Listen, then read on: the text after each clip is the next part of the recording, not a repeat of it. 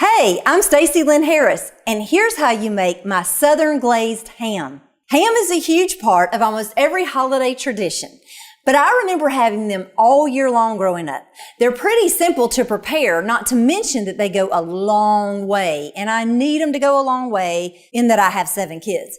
I like to have them with fresh vegetables for the first meal, sandwiches for the second, and soups for the third. Then I save the ham hock and freeze it later for putting in soups and stews. Having ham hock in your stock increases the flavor by double, in my opinion. My dad was a lineman for the power company, and he had to work in Virginia after a horrible storm several years ago. He knows that I love tasting everything regional.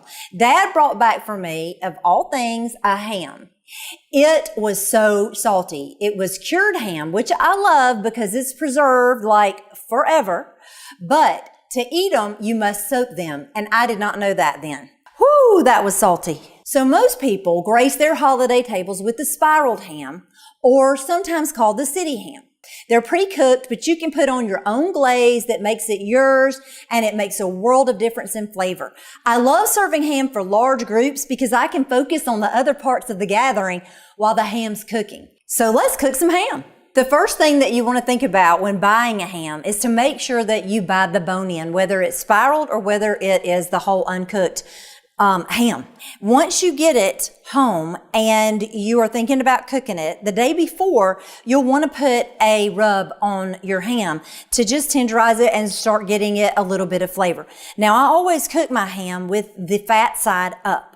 So I have a spice blend that is my go-to spice blend. It's on my website, stacylynnharris.com, and just look up dry rub in the search bar. But it's got cumin and coriander, garlic powder, salt and pepper, and it is just an amazing, all around good dry rub. So I put that on the outside of the ham. Before you put it in the oven, or even before you do the dry rub, it's good to crisscross the fat so that you get a wonderful flavor all throughout your ham and you get a nice crisp edge. It's delicious this way, and everybody should do that. I like to make it kind of like little diamonds all on here.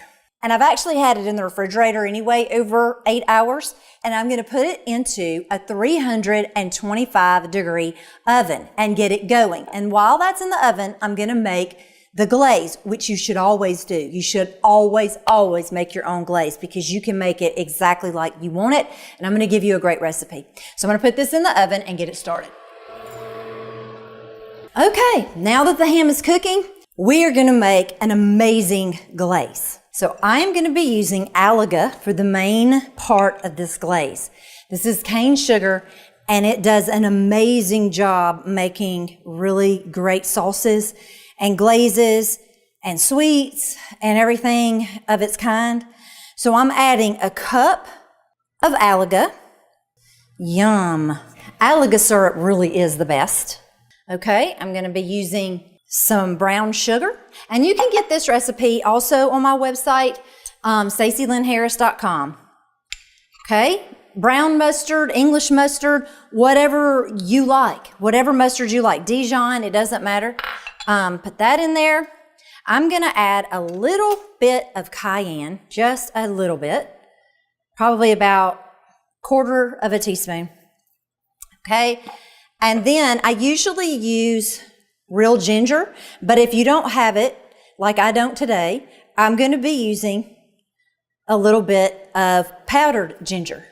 All right, so now I'm just going to stir this up and make an amazing glaze. And I'm just going to be putting this right over the ham as soon as I get the ham out while it's all hot, and it's just going to melt and go down into the pieces of ham and get that fat all crunchy, and man, this is going to be good.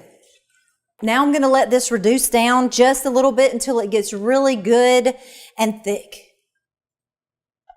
Should only take about 2 minutes. Just another second. Okay, 2 teaspoons of vanilla. It's best to put that at the end so it doesn't evaporate. So now that this is bubbling and beautiful, I can tell that it's reduced a good bit and gotten thicker. I'm going to turn it off. So it's time for the ham to come out. All right, so I'm just gonna get a brush and really just drizzle it over the top first because I don't want the dry rub to come off. So I'm really just gonna dab it this first time. The next time it comes out, I can actually brush it because it will have adhered to the top of the ham. That's what I never understand. I see some cooks like putting their seasoning on the meat and then they pour like a whole thing of stock on it. And I'm like, doesn't that just wipe it all off? I don't know, may not, but that's the way I feel about it. Okay, so back in the oven it goes. When you get this out of the oven in the next 15 minutes, you're gonna repeat what I just did, put it back in the oven for another 15 minutes, and then you will have your final product. If you get a ham that's not cooked, you're gonna have the same glaze as this one and the same dry rub, but the cooking method is a little bit different. You will go ahead and score the outside of the fat. You'll put your dry rub on it. It'll go in the refrigerator for 8 hours. Then put it in the oven at 425 degrees for 45 minutes. After the 45 minutes, you are going to lower the temperature to 325 degrees for another hour and a half. Then you're going to proceed just like this with the glaze and then back in the oven for 15 minutes and then the glaze and back in the oven for 15 minutes. Now the optimal temperature for a ham to come out of the oven is 145 degrees. Going up to 160 is fine, but 145 is going to be your most moist and best ham. If you're worried about salmonella, botulism, or whatever, then you can go past 145 degrees. Go ahead and do your 160. It'll still be good, but the closer you can get it to 145 degrees, the better, as long as it's at least 145 degrees. So you should be doing fine, and you're gonna get a moist, delicious ham with the outside nice and crispy. It's gonna be perfect. I cannot wait to get my teeth into this one. I think our ham is ready, and it smells wonderful in here. All right, now the great thing about ham is you can have this any time of the year. We have them Easter, Christmas, Thanksgiving, but we have them all during the year too, because look at how simple it is, and it can feed a multitude of people. Is that not gorgeous? That is just so beautiful. Just look at how gorgeous that is. Do you see that?